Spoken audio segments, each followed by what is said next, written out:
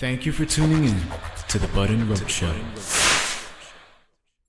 Ladies and gentlemen, we're back, and we're here. That's it. We're back and we're here, and this is another episode of the B&RS Show here. With myself, Bud, and you obviously already heard the man himself, Roach. But yeah, we're back. We're here. So, if you're reading the title of this, or if not, you'll know. But for those of you who don't know, I guess you lead this off because this is your topic, man. I'm over here talking like I picked this one. I just watched the shit. but you witnessed it. I witnessed some of it. Like, they were showing early WCW shit, and that's when I tell you, nigga, I didn't like wrestling that much. Like, I liked it, but there's a fine hour of when I liked wrestling and the things I know, and when it stops, when it begins and when it stops. And I remember Stone Cold being in WCW. I remember him being, stunning Steve Austin. I don't know how to remember. I don't remember that. While it was happening, I had no idea about that because at that time I was loyal to WWF. So I had no idea. Like, it wasn't until the wrestlers started bleeding over to the other company that I actually started paying attention to it.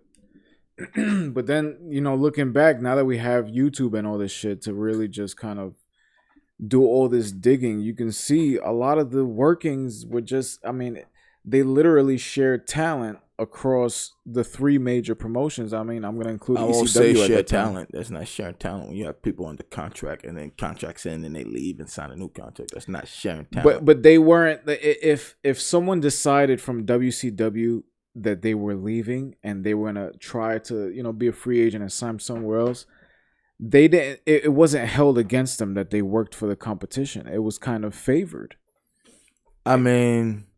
Not all the time. You could see some instances, but you could see where they started pulling all the WWE talent. At the time, it was WWF talent. But a lot of the WWE talent that we've grown to love came from WCW. I'll say to a certain aspect, and then you have to remember some of these guys who left, were they really going to continue to rise up in WWE? By the time you have, let's say, the first big departure, obviously Hogan, you have that whole thing. You had Flair go back. You had some pretty big departures, but at that time, while they were still considered superstars, I think you could say they were on the plateau of their career, and it only went up incrementally because of the Monday Night Wars and that. But afterwards, they just pretty much stayed at the same level. Or on the flip hand, the guys who took over in WWE, while it took some time, look at what WWE became and what they did to the rest of the business on the backs of these guys. And of course, great ideas from creative, Vince McMahon's crazy decisions, some of the things that were just it happened as good as it could. And I think we have to take that into account to a certain aspect. And we do. But obviously, I will say, let's look at it. Jericho, how big his star became, and that sort of flip flop. That's kind of like the rule in baseball, where team players are only assigned to their team for the first 6 years of their career. And if you have a superstar, a lot of these guys try to lock them up sooner and hang on to them. But if not, you risk them leaving like that and losing a superstar of that level. But I feel we have to give it up to Vince, because we knew that Vince going into this had the mentality of conquering everything. He wanted every promotion. And he's pretty much. I don't think that was noticeable heavy on in the early Monday Night Wars. Just before that, with the agreement that his dad had with all the territories, and as soon as he took over the company, he bought everyone out. He took their top talent and destroyed everybody. But that's not something that's widely known in the regular fan. People don't. You have to dig deep to know that. I'm talking regular fan shit. Yeah, but I'm talking about the psychology of Vince McMahon. He basically didn't burn any bridges with anyone because he knew at one point he was going to either take their company out of business or they would come back. And I think it's because of that all of these people that have been recycled throughout all of these different promotions that he's had his hands in, they're still in his life. They still hold weight in the wrestling industry because of their relationship to Vince. And it goes back to what this topic is. Brian Pillman. And you sure it's with an I? Motherfucker, I just looked it up on Google. You think maybe picking a topic, you should have known that? It's just I see so many different things. Because, I mean, people typically spell it with a Y. So I typically ask, but it says Brian Cannon, Brian. I got to professional wrestler. this was a era of wrestling that I got to witness, and I remember, I think I was watching it at E's crib, and it was a pay-per-view where the Hart Foundation came out with Brian Pillman, who at that point was known to me as the loose cannon. Like, that's how I met Brian Pillman. It wasn't until the internet and all that shit that you go back and you see the Hollywood Blondes and his, tenure with Stone Cold. I mean, at the time, it was just Steve Austin. But to see the bamboozle, bro. I mean, but you didn't know. But again, these aren't things that were known at the time. To see now known after the fact, Eric Bischoff sits down, says everything. Certain things are known. And to see the way, even listen to Stone Cold and that talk about, well, he didn't want to ask him because he didn't want it to become not real for him. And everyone didn't know, is this guy really doing it? Is he really, And I mean, you can't say a lot of things after the fact. Learning it after the fact. At that time, what people knew at that time, learning everything after the fact, cool. We have all the facts now, all the knowledge we have. But before that, what it was back then was just crazy for that time. And, I mean, it worked. Bro, even his personal story. I mean, the story about his first baby mother. I mean, that's just, I mean, that's just, I mean. To see it, like, if we match dates, now that this is out and it's like knowledge now, if I go back in my free time and I start looking up his appearances during that time, I'm going to analyze it completely differently now. I think that's the blessing that we have now as fans, and we get all this access and shit. People that, were fans way before us, they not going to have all of this shit. But the fact that his family is dictating his story and they're telling the story as they saw it, and you got all these promoters telling the story. First of all, shout out to Vice, man, for doing that shit. That is one of the greatest television series I've ever seen, bro. Greatest television series ever involving documentaries is 30 for 30. I like the way they took the 30 for 30 model and made it specifically niche to wrestling.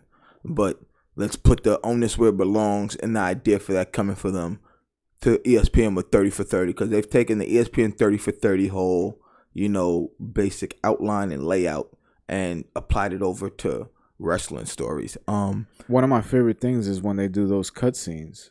The cinematography behind the cutscenes, or everything is shadows with the lighting behind. I mean, that actually kind of annoys me a little bit, because you could tell it's not them. That shit. Even with the shadows, you could tell it's not them. And I mean, I get why they're doing it, but it would be better just documentary style. In my opinion, I get why they do it though. It fits with the whole dark side of the ring. It's all silhouetted, all dark around it, and it seems like there's a little light coming in from somewhere, but everything else is dark, no matter which side. So which side of the ring is supposed to be light? If you look at it and from a pure filmmaker stance, with those dark scenes, that's why it's like that. Because if you look at it, it's all dark, no matter who's outside the ring, what's going on in the ring. There's a little bit of light, and it's like the dark side of the ring, but all sides you see coming are dark, in my opinion. So, and it also clears them from copyright, because that's filler shit that they're not showing enough.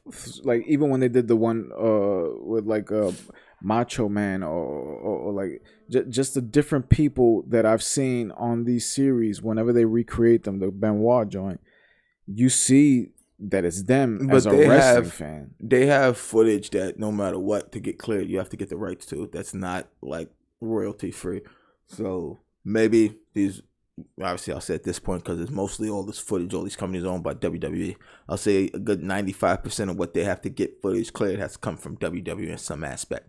So I'll say, like, they are clearly getting some clearance to use this footage, but you obviously have the other things they don't want to have shown. Like, let's say I was watching it while I was eating the Montreal Screwdriver episode, and I didn't notice it. Was Bret Hart say when he put him in the sharpshooter, how he initially had the wrong way, his legs crossed, Shawn Michaels his legs wrong, and he said he crossed them right for him before he could do it so it wouldn't hurt him. And I mean, seeing that is crazy, but I mean, these are things, but you see it in the footage, and you have to get that footage cleared by WWE or the right to use that footage. So, and every second counts. So because you have certain amount of footage that you need to get the licensing for, then you're gonna have to do a lot of filler. But the filler that they do is fantastic, like just from a cinematography level. But going just back to Pillman, bro, the story that, and it's not even done. This was just part one, which kind of pissed me off. But the fact that Stone Cold, and they opened it with him. So you already knew that this wasn't a bullshit episode. Like, it wasn't like they just started with Jim Cornette or Vince Russo. Like, they got the A-lister of A-listers to open this shit because of not only his relationship with Bryan, but with the fact that he got to witness it as a fan too. Like, when Austin gave all the praise, especially when he broke down the situation with the Hollywood Blondes and said that everything was Brian Pillman's idea, the fucking costumes, the chains, when he still had the necklace that he gave him and all that shit. Like, bro, there's certain people that I feel it's almost like method acting. I feel like Brian Pillman at this point became the loose cannon, bro. I mean, I won't say he became it, but people say it, and you see it with anyone, nigga. And I can say, nigga, you've done it. People blur the lines where you say Roach and Alex the same, and I mean, you say Roach and Alex. That's why different. I can speak to it. People lose it, but I'll say this: that's not it with everyone. And like people say, people want to do this and blur, and it becomes blurred. And it's just like we always thought. We've never got a real answer, but we always thought in Undertaker's days that he became a little bit too into his dark man thing, and they had to send him away to get good before he could come back. We don't have proof, but we always believe that, and it's probably not true because honestly, I believe it was an injury. He was out his back or his knee or some shit. I feel like now that we know Mark Calloway, and there's a new show on A&E. Did you see the new show that they got? No. They're basically hunting. It's called Hunting Treasures or some shit like that, where they got all the old wrestlers going on the free market looking for their old memorabilia. So like Taker's looking for the mask when he was like the Phantom of the Opera mask that he had at one point. And there was just all these different old hats and costumes, the purple gloves and shit. They got Mick Foley looking for the Mr. Sockos, bro. So now that we know that that's Taker, and he's basically saying that he spent the past 30 years maintaining the fact that that character was legitimate, but we see him at a fucking a storage vicinity with his wife looking through a bunch of boxes. I didn't even know they did that. I mean, it's like...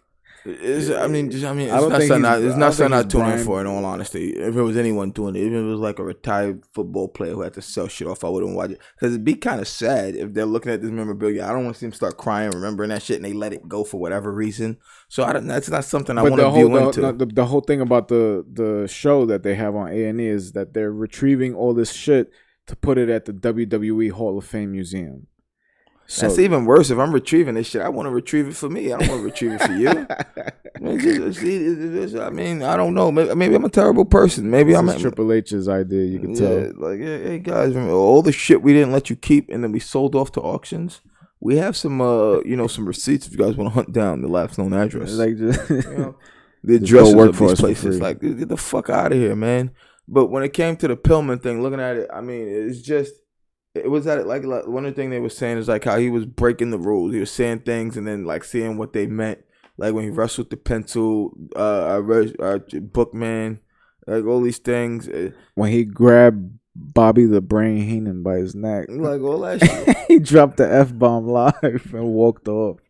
Like you don't know, man. But this is one of the things like, too. Yeah. With him not there to say it himself, we still all just have to say it's all hearsay. Because he's the only one who could tell you whether or not if he was playing Bischoff. And that old guy, was that his dad? No. But here's the thing. That old guy was like a trainer. He said he was like a trainer who knew him and always worked with him. And what the old guy said was funny when he said, what do you think about Vince McMahon? He's like, well, I think about a whore. You fuck him. Yeah, what do you do with a whore? You fuck him. And he was like, that's what I think. That's what I thought. And he's like, I think about Vince McMahon. Yeah, but and then he just like gave that eye stare into the fucking camera. It wasn't even. It was like he said it. He didn't stare. He said it and he like looked off. It was like, it was almost like I'm saying this. You getting it on camera. If you ask me again, the next thing that comes out of my mouth is gonna be way worse, and you won't be able to use it. So here's your soundbite that's usable. And see, this is someone who, in strength and conditioning, God knows the amount of people he's been with who've been through some sort of wrestling, something that have gone through, Vince. So he probably has more stories that he's sitting on and not revealing than anybody you think. But for that shit, just off of Pillman, that's not just off of whatever happened. That's off of real feelings with shit. The way he said that about Vince McMahon. Yeah. Going into it beforehand, and now what? Pillman died in 96. It's 25 years later. It's been 25 years. Yes.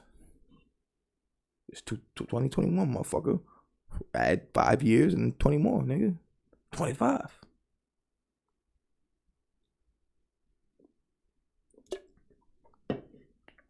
And Fuck. I mean, it's wild. It's wild, but seeing the way it went, seeing that story, seeing the way Bischoff says he told him, I can't justify giving you this. There's parts of me that doesn't believe Bischoff. I wonder. It feels like Bischoff's covering his ass. Yeah. But here's what makes me wonder when it comes to the Bischoff thing. Why not just give him that, but it's not legally binding, the release?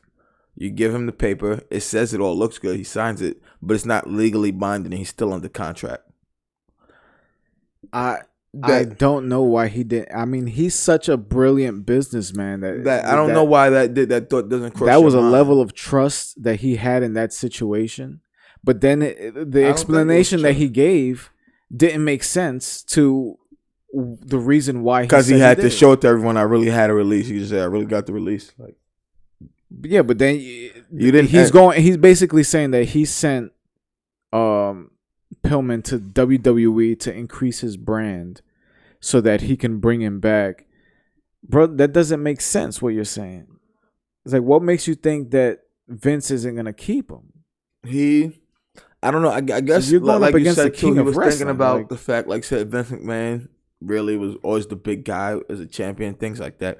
And I saw some of the reasons why it seemed like, okay, but still, if you're this person in the know, you could simply give him a non-legally binding document, let him show it around, have his fun around, and then figure shit out.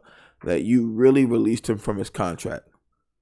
It shows me, I don't know. I don't feel that. Like, I don't feel like that was truthful or honest. That was a level if I'm being honest, I don't feel like that was. That was a level of convincing that only a madman could pull off.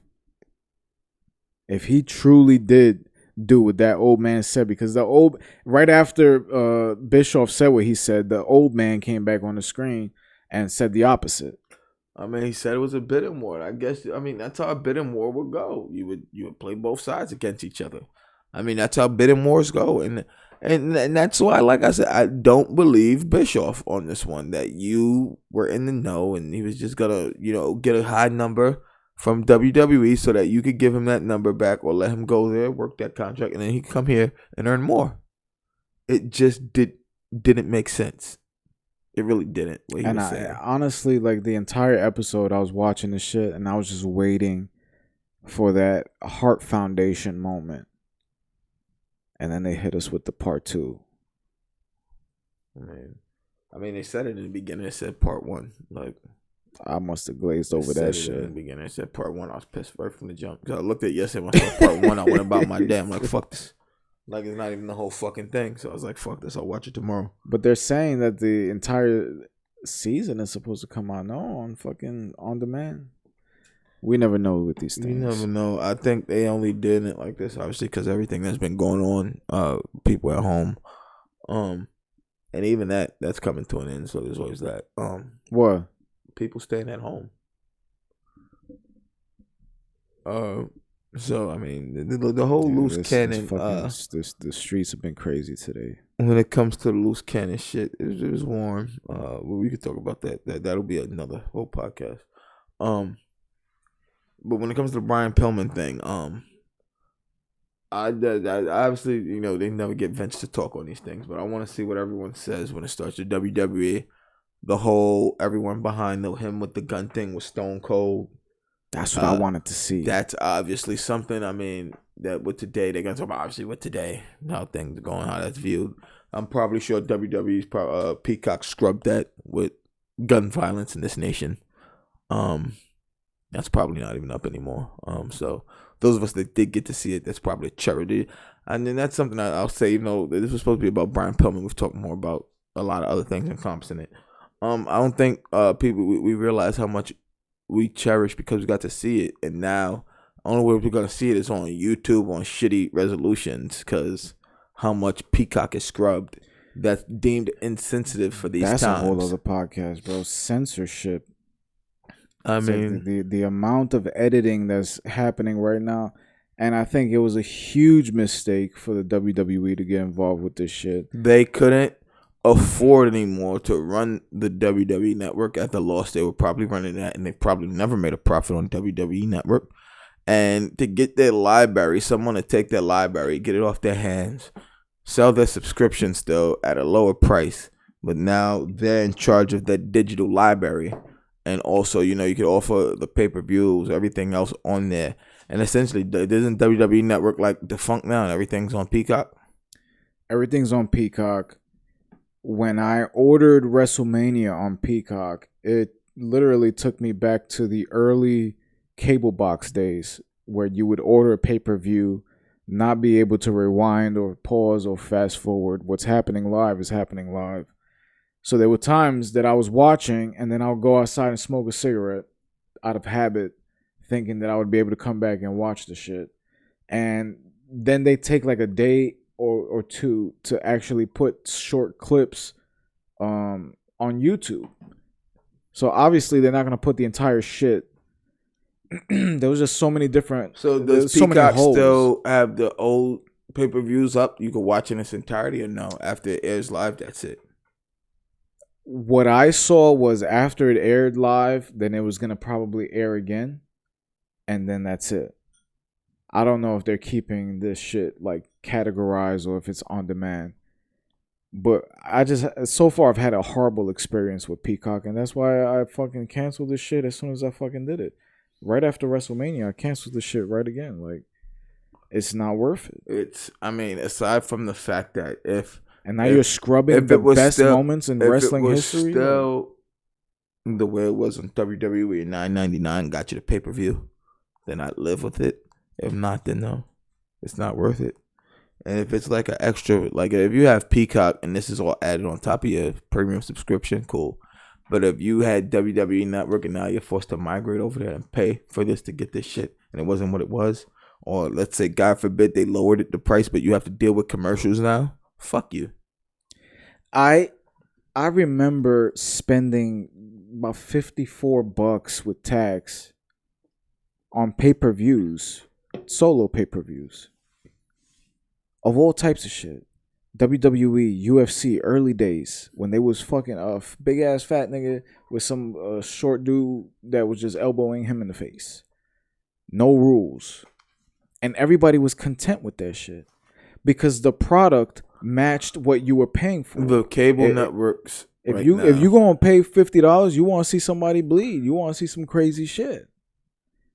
Now. And now it's just a watered down product. Now as everyone's trying to get into it. If you still have cable, and that's what cable networks, big providers, dish networks, dish providers, dish carriers are banking on, man, is they still have pay-per-views, and people that have that terrestrial TV, whatever you want to call it, have to go through those means. And when you have the big ones, the big boxing matches they've been putting together now, trying to entice people to watch these fights people want to see. When you have UFC, and look at the way UFC's taken over to become the dominant combat sport, and how boxing's fallen to where now boxing in this country, boxing in general, is considered a celebrity thing. Yeah, but that's a whole other podcast because I got a lot to say about that. I'm talking about pay-per-view. I'm just talking about the pay-per-view system. How that's what it is now. They've sold subscriptions. They're selling subscriptions to everything, and I think cable networks saw the writing on the wall. They panicked. That's why you have so many companies trying to do streaming services, and people who blindly don't realize you have this, that, and that. You're still paying the same amount as you would for cable, and you're still paying for internet to access it all. It's you're a crazy. Paying more now. It's crazy, but again, we veered off topic again. Probably paying way more without noticing it. But Brian Pillman is that the loose cannon angle changed a lot of things in wrestling. It and even we talk about, the curtain call breaking kayfabe, and really Brian Pillman was up there doing it. There were other people a little bit before, and he did it in a way that people didn't notice. We didn't even fucking realize what was happening, bro. That people didn't know, that people weren't privy to. I like to use that word, privy to. And you see it. What happened? Because I honestly, I feel what the curtain call did for the public, Brian Pillman did for the industry. They were in a panic because he's dropping backstage shit on the mic, and they didn't know how to handle that shit at the time. But I mean, he wasn't dropping backstage. He wasn't saying like storylines or anything. He was just using lingo, innuendos. The episode was called "Breaking the Fourth Wall."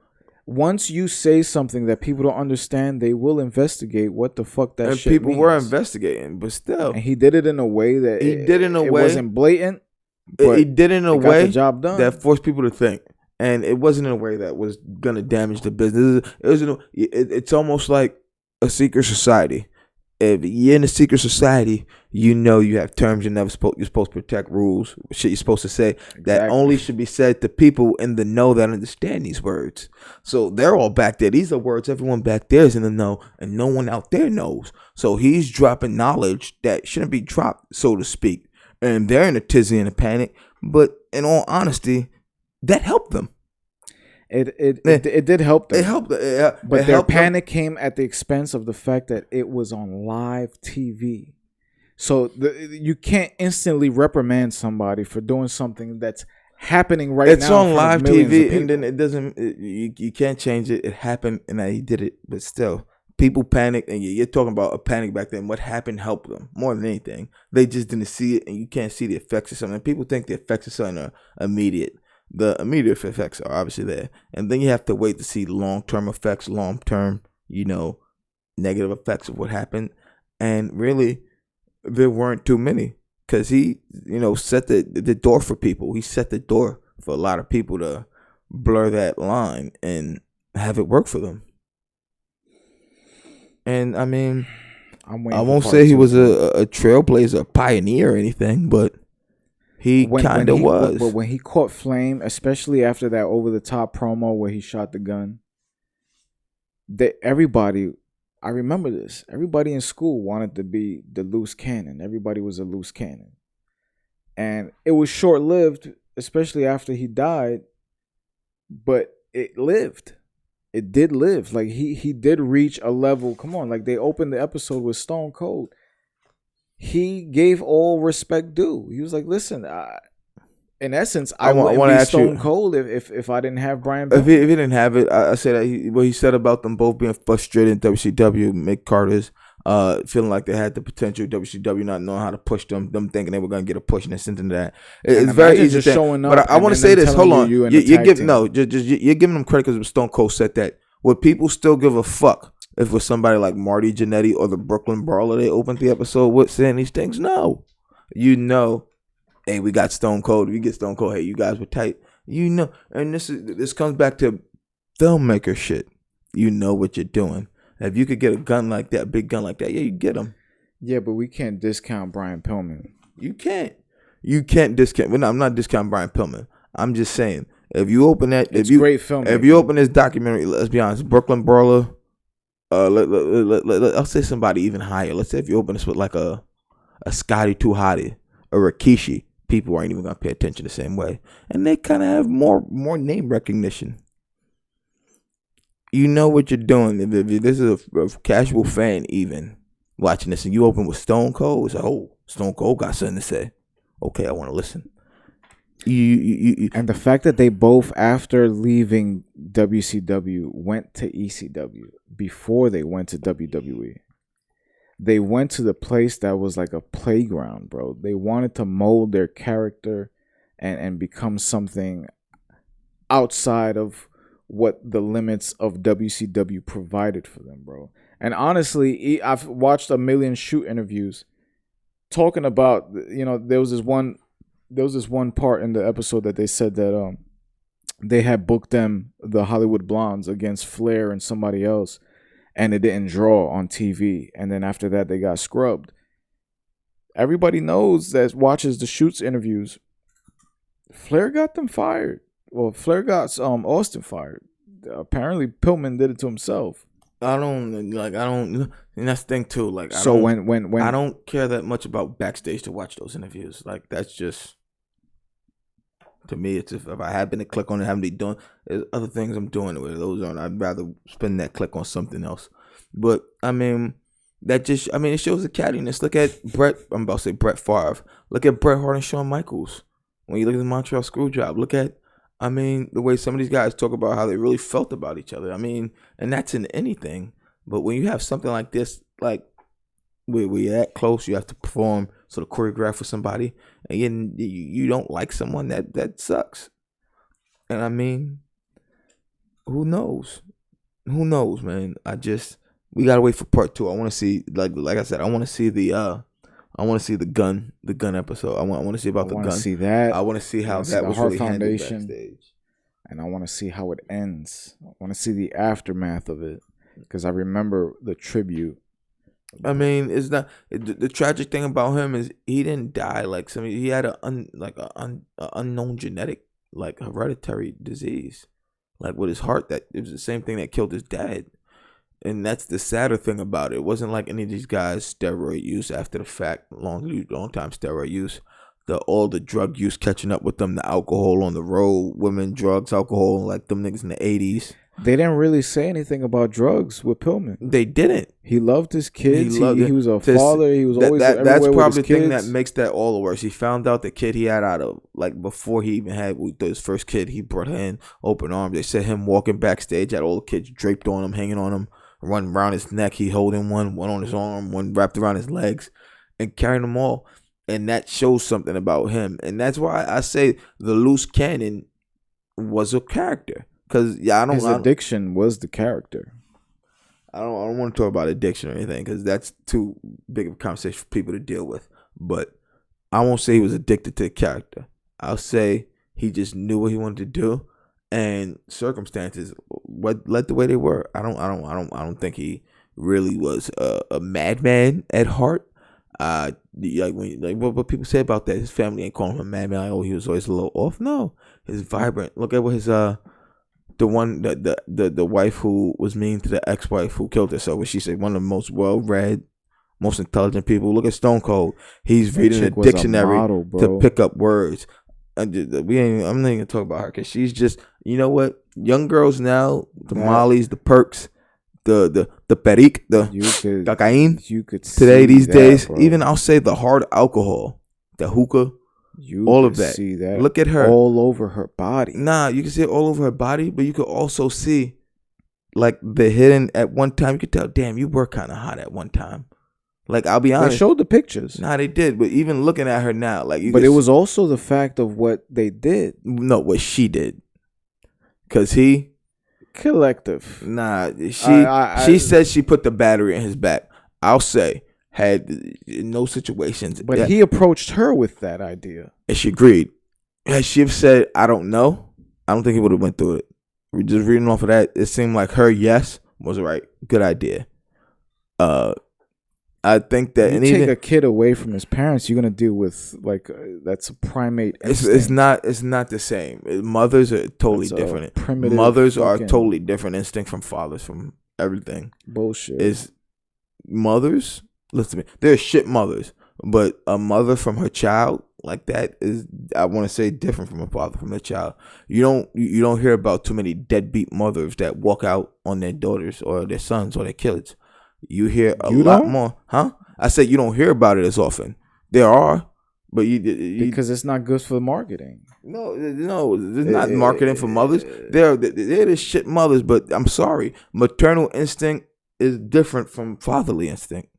I'm sorry, I'm as a parent, I'll say, watching mothers and fathers from a distance, mothers just have a different know about them. You're not a parent. I'm not. And that's what I'm saying, from a different way. You're mad because I'm saying you're dad and you feel like I'm not giving you credit. I'm saying that's not why seeing I'm mothers. Not mad at all. I'm saying seeing mothers. I'm sorry. Mothers have a separate, different instinct, my nigga. And you know it. And we can use our moms as proof and use our dads as proof. Mothers have a separate know, instinct, intuition, whatever the fuck you want to say. Women, especially when they become mothers, develop a sixth sense. Some of them develop a fucking seventh or eighth, but definitely a motherly instinct that's a sixth sense in my mind. And what he did, what they did to her, taking her daughter away, and for her to say that on the phone, what she said to her, that her own mom, and then as a mother, your child's taken away from you, and someone tells you your mom says that to you, said that about you, real or not. Motherly instincts are completely different. And it also comes down to genetic wiring, chemical balances, and makeups too. Gotta take that into effect. If people do use that for when they want to use behavioral studies, so we have to take that into effect. That was the beginning of the end. For who, him or her? For both of them. I think her death for him, but I mean, like his daughter said, like she has to live with that shit. You know what you did, and like I mean, you like can I see said, that she did. I believe people. I believe that people have to live on like that with like, what you know you did, and you have to suffer for your days. God's gonna make sure you survive. You're gonna be on a breathing machine. You're gonna be on organ failure, but still surviving. And she's only like 50. That lady. Think about that. And she's only like 50. Terrible, bro. And when I saw the pictures of her and Brian Pillman, she didn't look terrible, bro. She looked like a fucking supermodel. And she just, you seen like Cocaine Cowboys, huh? She was like a she don't look like a meth head. No, she looks does. like no, that's not meth head. No, her face wasn't scarred or anything. She looked like. I'm talking about blotches. I'm talking about the demeanor. She looked like a meth head. Nah, I don't think that she was. I don't think she's ever done meth. I'd say that's a long time cocaine, and also she probably doing a little smack and alcohol abuse, pills. Like meth. Heroin, you have to realize those things that like meth rot you, nigga. Like shit's like rot your everything, nigga. She only looked like her teeth were just yellow, nigga, and she looked like she was missing like one tooth. Bro, she had fucking spaces of missing tissue on her. Nigga, that's from like they had to probably have some surgery from something. But that's not meth, nigga. You can shoot fucking heroin and get a fucking. You get that type of shit from a tattoo, getting fucking an infection. Anything can happen at that. That's not necessarily meth. But whatever she did, it was just clearly hard drugs. And I think that, like his daughter said, she's going to live out her days knowing what she did, miserable. Even when she talks about it, you can tell it's a person who's pain, knowing those thoughts every day. Who's pain, she thinks about it every day. And you fucking should.